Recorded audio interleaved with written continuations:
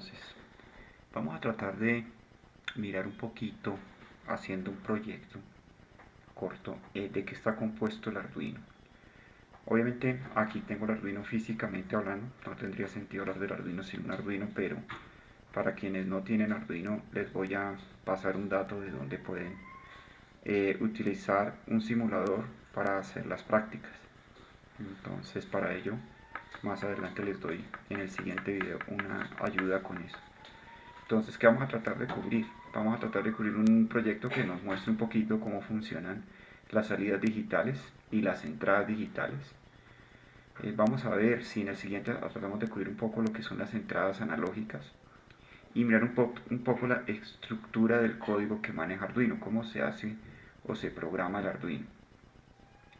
Empecemos por las bases. Cuando uno quiere montar un circuito, pues usualmente utiliza la protoboard y unos pocos LEDs, porque así iniciamos en los videos básicos que ustedes pueden preguntarme dónde adquirir. Con gusto les paso el dato, pero ya vimos pues que podríamos prender, por ejemplo, los LEDs a través de un pulsador, dándole energía o quitándole energía al LED, o inclusive podríamos prender un conjunto o segmento de LEDs de un display de 7 segmentos. Esos son ejemplos donde manualmente estamos controlando el dispositivo. ¿Por qué?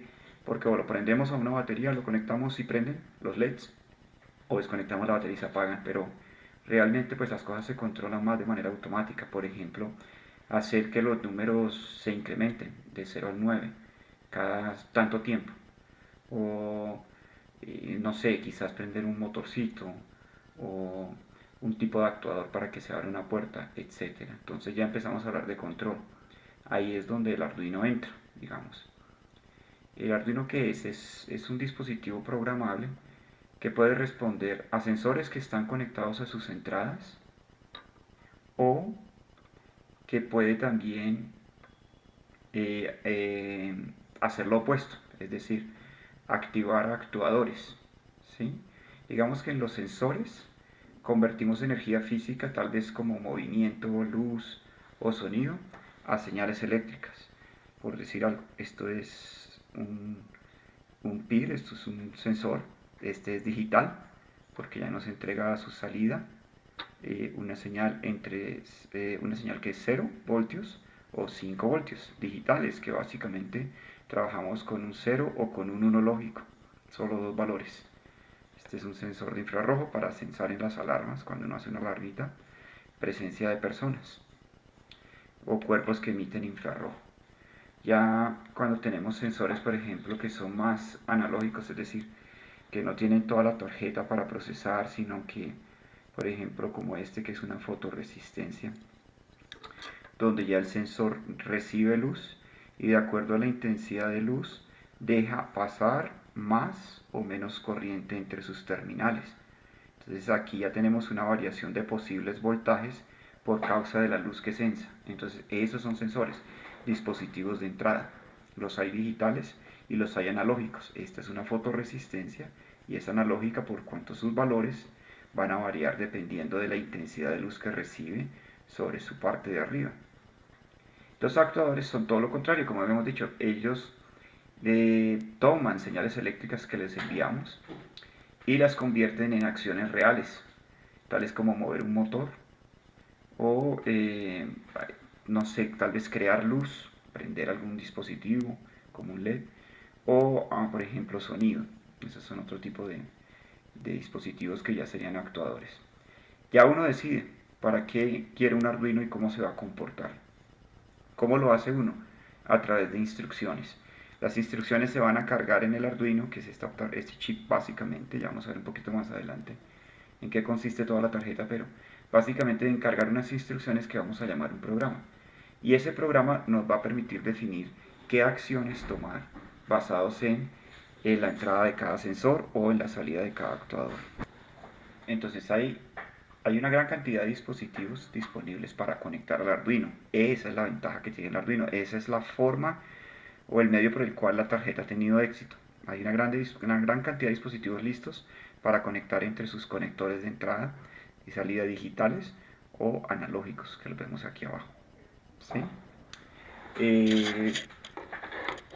Para esta práctica vamos a utilizar la versión de Arduino más sencilla, que se llama el Arduino Uno, ¿de acuerdo? Hay diferentes tarjetas de Arduino. Hay Arduino Mega, Arduino Nano, Arduino Micro, en fin, etc. Hay una gran cantidad de tarjetas Arduino. El Arduino consiste de diferentes partes, cada una con su propia funcionalidad, pero todas trabajan entre sí para formar un sistema multifuncional que resulta ser grandioso, por eso la proliferación de la tarjeta. Las diferentes partes las vamos a explicar en breve. La primera, quizás sí más importante por ahora, es el Power Jack, que es la entrada de potencia. Básicamente aquí se puede conectar un adaptador de 12 voltios.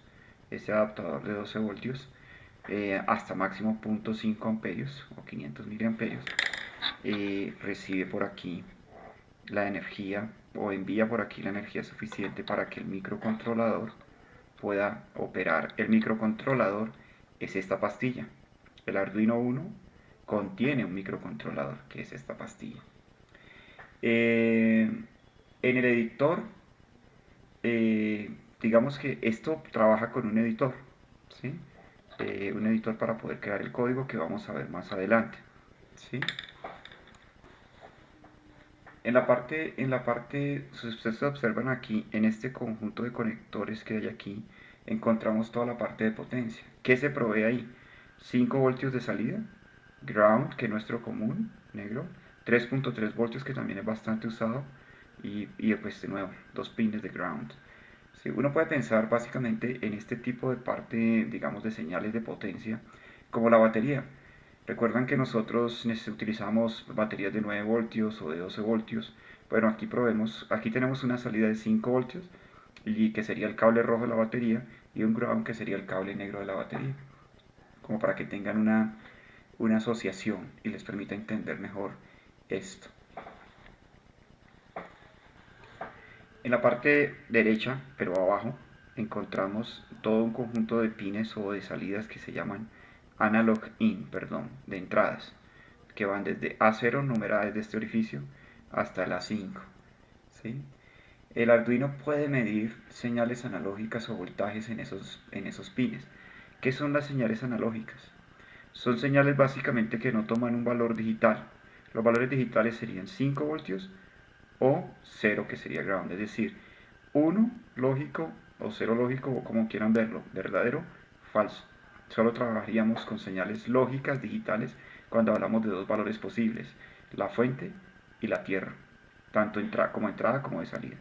Estas señales de entrada analógica aquí corresponden a un valor que ya no necesariamente consta de un número como el 0 o un 1 lógico o 0,5 voltios, sino que aquí podemos estar alimentando un rango de valores que pueden ir desde el 0 hasta el 5 voltios. Y el procesador tiene un periférico interno, el microcontrolador, que nos va a procesar esa señal analógica y nos la va a convertir en un número digital, es decir, un número compuesto de ceros y unos.